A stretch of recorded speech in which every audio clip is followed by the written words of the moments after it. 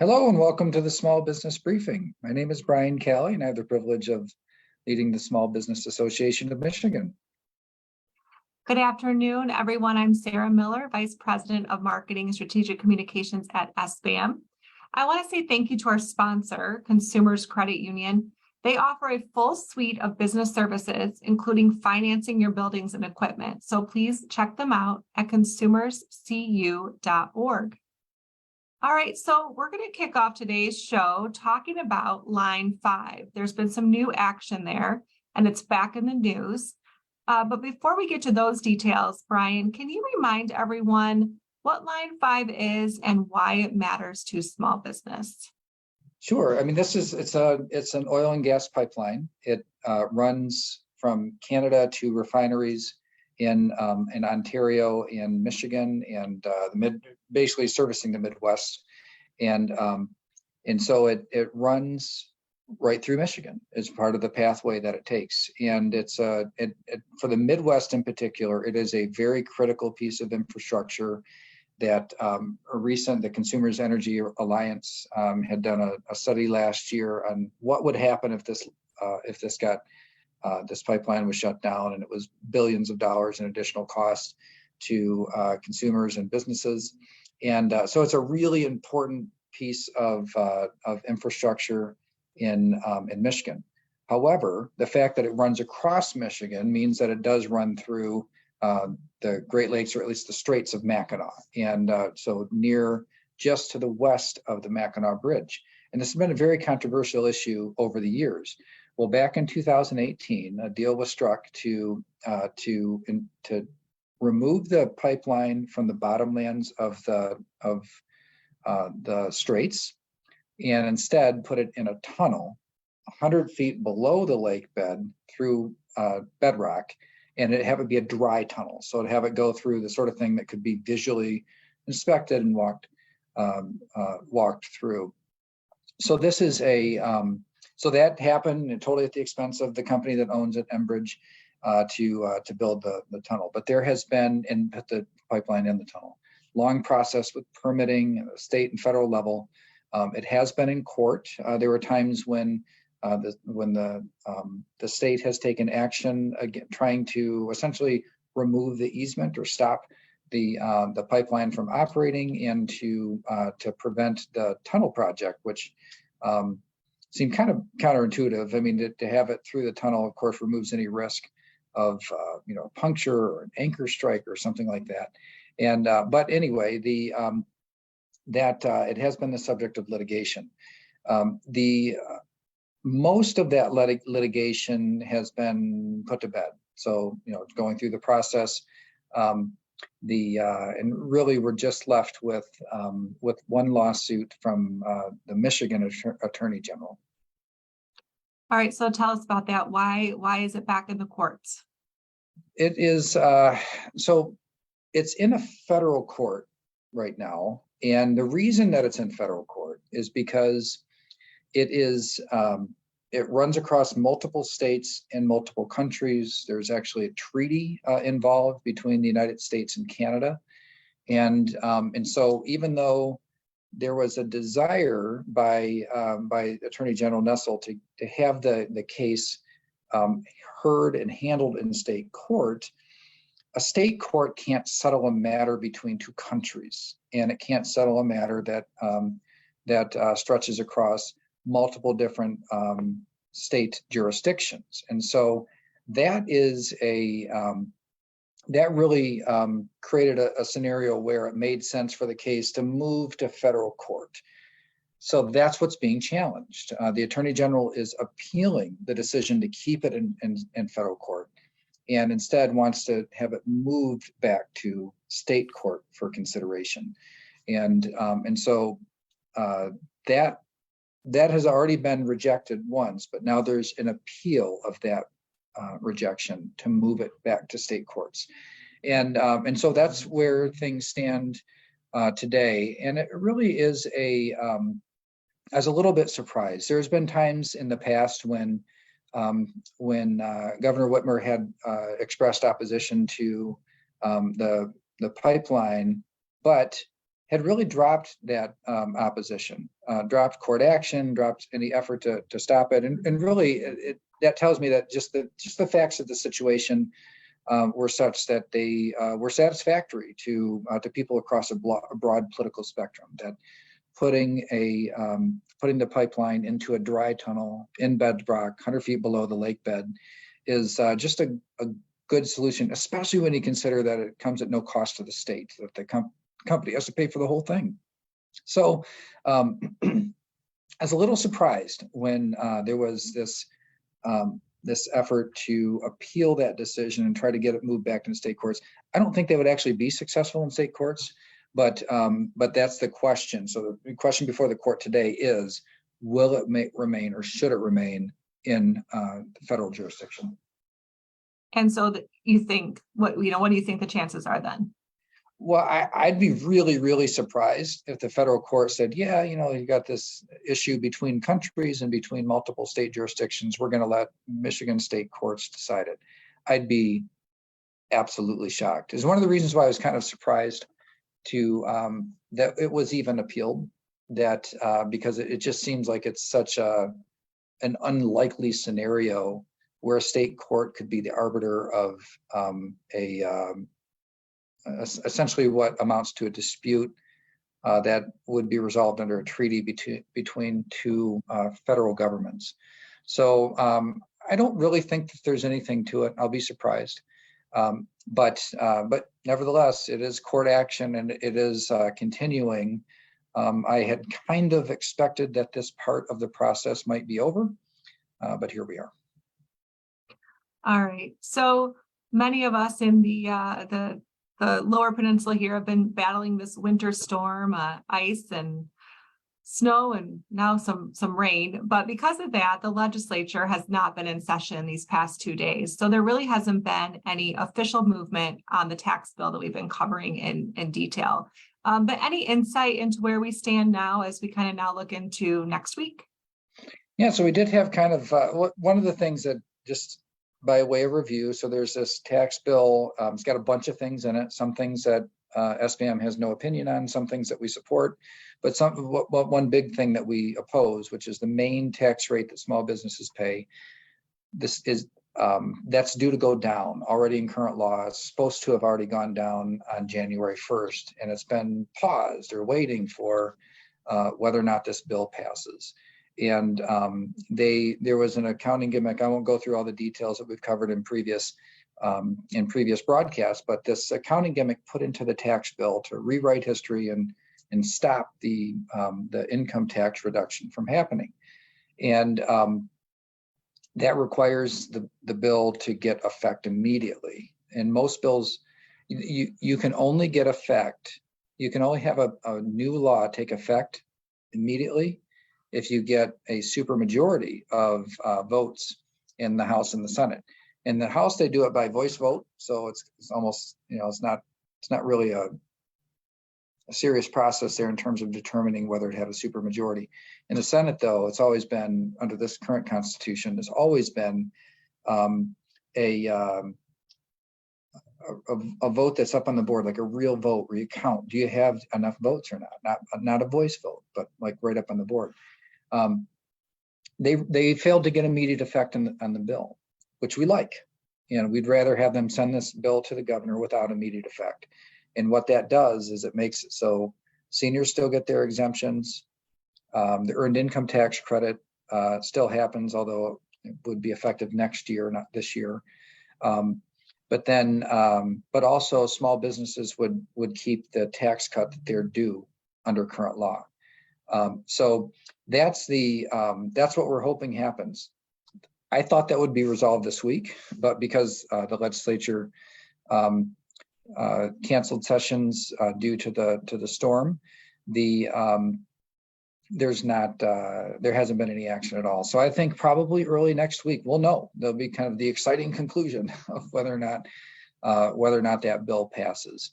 And the bill has passed, but the question is, does it get immediate effect? Does the accounting change happen before the books are closed in March, and therefore cancels the rollback?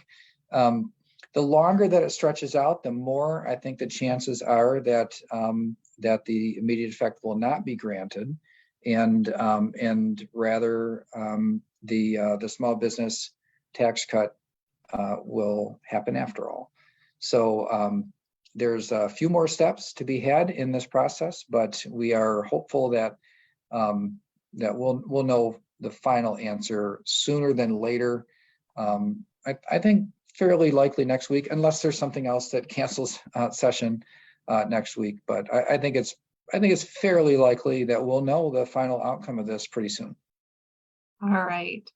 Another story that we've covered is this Ford battery plant deal, and it's back in the news with a $750 million site prep ask. So what's this really mean, and is it a done deal?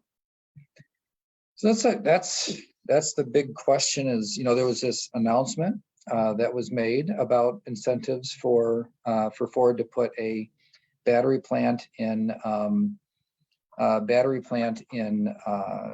Marshall, and there was a little bit of controversy in terms of, you know, was it a partnership with a Chinese company? Ford ended up essentially just licensing Chinese technology and not doing a joint venture.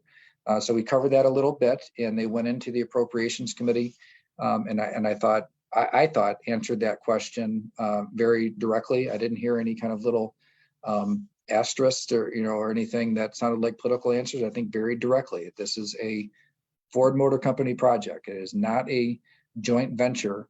Yes, they are licensing some technology from a Chinese company, but there are a lot of auto companies that do that already.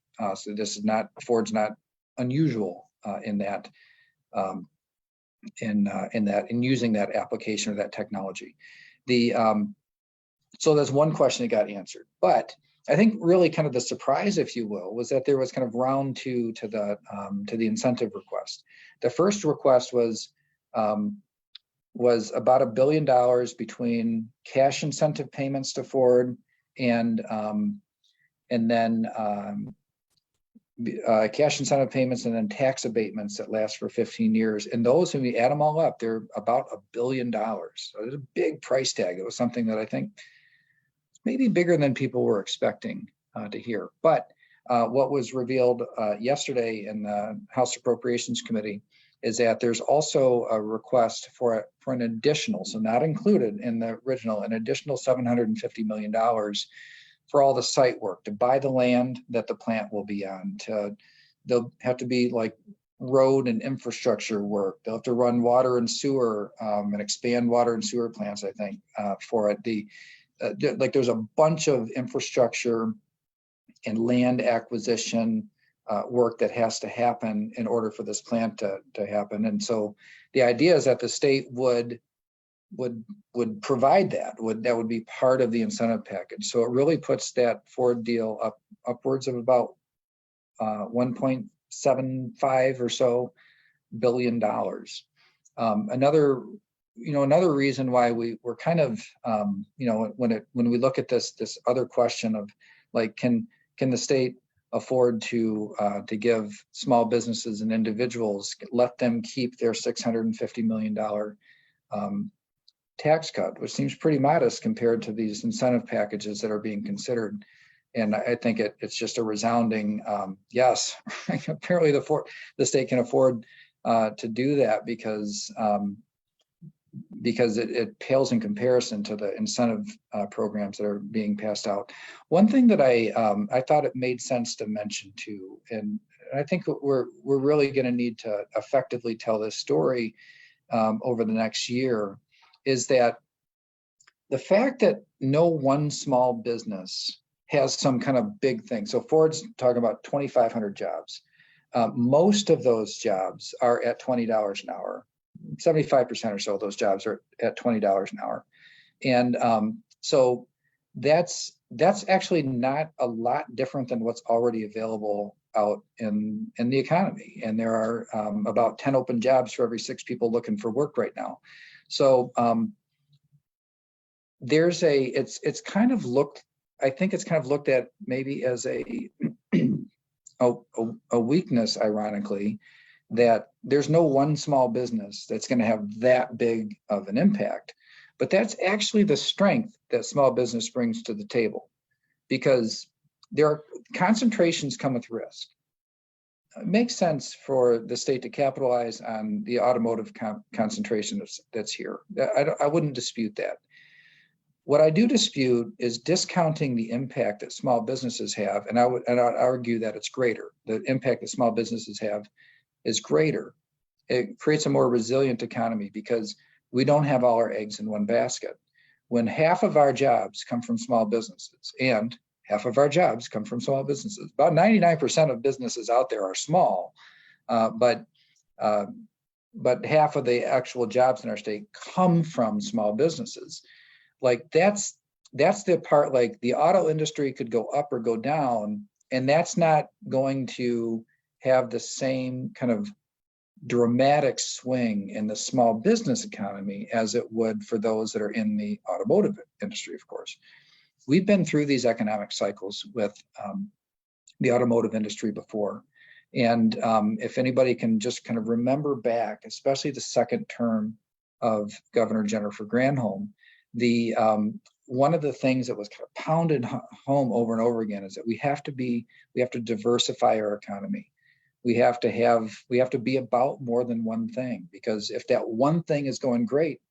But if that one thing is down, then you used to say if the automotive industry catches a cold in America, then we get pneumonia here in Michigan, and that's kind of how it was, more severe impacts because of that concentration. And so it doesn't mean that automotive isn't a huge part of our future. Of course it is. And there's a lot of small businesses that are involved in that industry. It's just a matter of not putting all our eggs in that basket. And that need for diversity of economic activity is so important.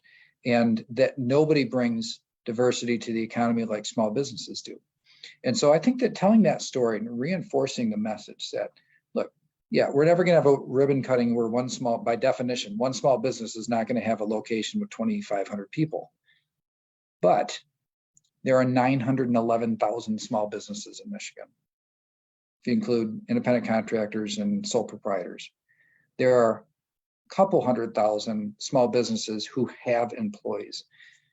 That is such a huge strength in Michigan that we really can't afford to take for granted.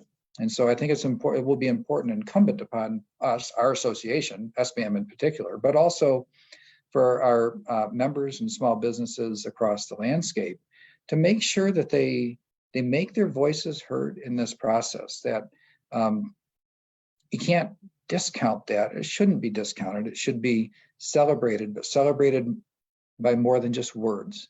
It needs to be celebrated by actions. And the first action really could be just sending House Bill 4001 along to the governor without immediate effect.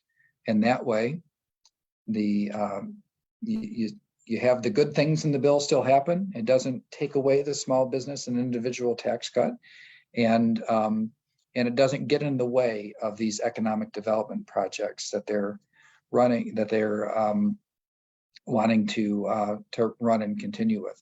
On the Ford deal, by the way, the next step is they do need an appropriation. They need the Appropriations Committee to take from the state's general fund dollars, $750 million. I think they're asking for $800 million just to have extra in the Economic Development Fund, but to transfer that amount into that fund. And while that's not the sort of thing on its face or on its own that SBAM would question, stand in the way of, or oppose, that where we have to oppose is when that's done at the expense of taking something away from small business. And that's the problem with 4001. It's not all the other stuff in the bill, just the part where it takes away from small business in order to fund these other things. And so I no guarantees certainly, but I feel like the longer this goes, the better the chances are that the tax relief that is due to small business will at the end of the day will be left standing. All right. Let's end on one of our upcoming events. So The SBAM Foundation is presenting the 7th annual My Hidden Talent Workshop next month, about a month away. So Brian, this is an event that you helped found when you were Lieutenant Governor. So tell us a little bit about the workshop and why you think small business owners should attend. This is it's one of my favorite events every year. It has been ever since it was originally founded. So Justice Richard Bernstein and I, who were different parts of the political spectrum, but were in office at the same time. Me as Lieutenant Governor, him Supreme Court Justice, was just reelected, by the way, as Supreme Court Justice. He's blind. I have a daughter with autism. We both have an interest in creating a world that's more inclusive and constructive and works for people with disabilities. And out of that came an effort called Hidden Talent, and it's to try to unlock the potential in people with disabilities in finding employment, but also for businesses to fill their talent needs with a very dedicated, loyal group of people, and very talented. I often say that people with disabilities have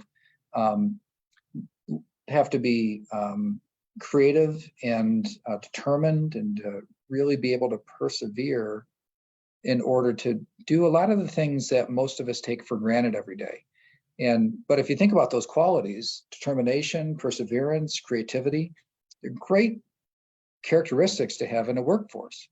And that's what Hidden Talent is all about, is to expose a group, a cohort of people that is largely outside of the workforce, but wants an opportunity to be a part of it, to fill the needs, the very real, very in some cases severe needs that businesses have in finding people at a time when Michigan's economy has started contracting again.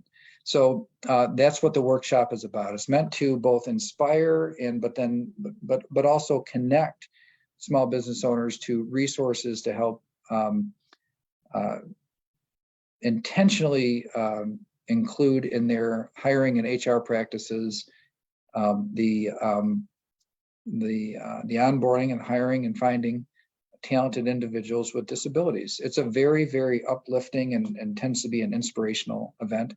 We do have as the keynote speaker, it's a conference with breakouts and very, specific programming and time for question and answer, but then we've got a keynote address. And this year's keynote address is Rick Keys from Meijer Corporation.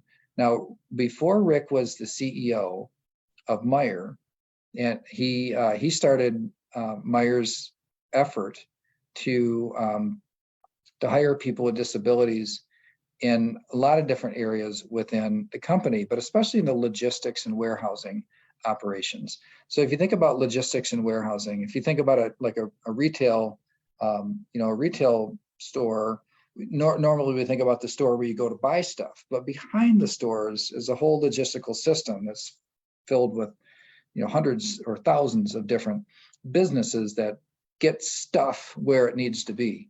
And so they have pretty sophisticated and pretty extensive warehousing operations, as you might imagine. And they have been very successful in providing opportunity and meeting their own workforce needs by hiring people with disabilities in those operations. And while Meijer is obviously not a small company, this is what they did. It really could be sized for a lot of different size organizations, and it's an inspirational message, but also an instructive message. So I'm really excited to have our business owners have an opportunity to have some breakout sessions with some specific areas to learn about what other companies are doing and have done in order to do this and to be successful at this, but then also to hear from a big name that is out there and has been walking the walk in this area for many, many years, and has now come to be recognized as a leader in sustainable HR practices and hiring practices of giving people with disabilities an opportunity, and not out of charity, but because they have a lot of talent, a lot to offer, and are just awesome, productive members of the team. So I'm looking forward to it. We put the link. I saw you got the link there in the comments. Please do consider signing up and coming. I come to it myself. I'll personally be there all day, and we'll have a part in the program. But I promise you, it'll be worth your time if you sign up and come. The other thing too that we're always looking for, we like to make it free for our members, which means we need sponsorships. So if you want to, if you take a look at it and say, hey, I'd like to help this, it's done through the SBAM Foundation, 501c3, fully tax deductible.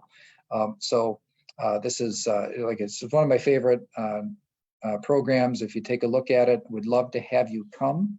And also, if it just looks like the type of thing you'd like to support or be a part of by way of sponsorship, that would be even better. All right, well said. It really is a wonderful event. And like Brian mentioned, it is free for members. So please consider registering and joining us on March 21st. It's at the Kellogg Center in East Lansing. That is our show for today. We will be back here Monday at 3 p.m. Have a good rest of your week. Thanks, everybody. See you on Monday.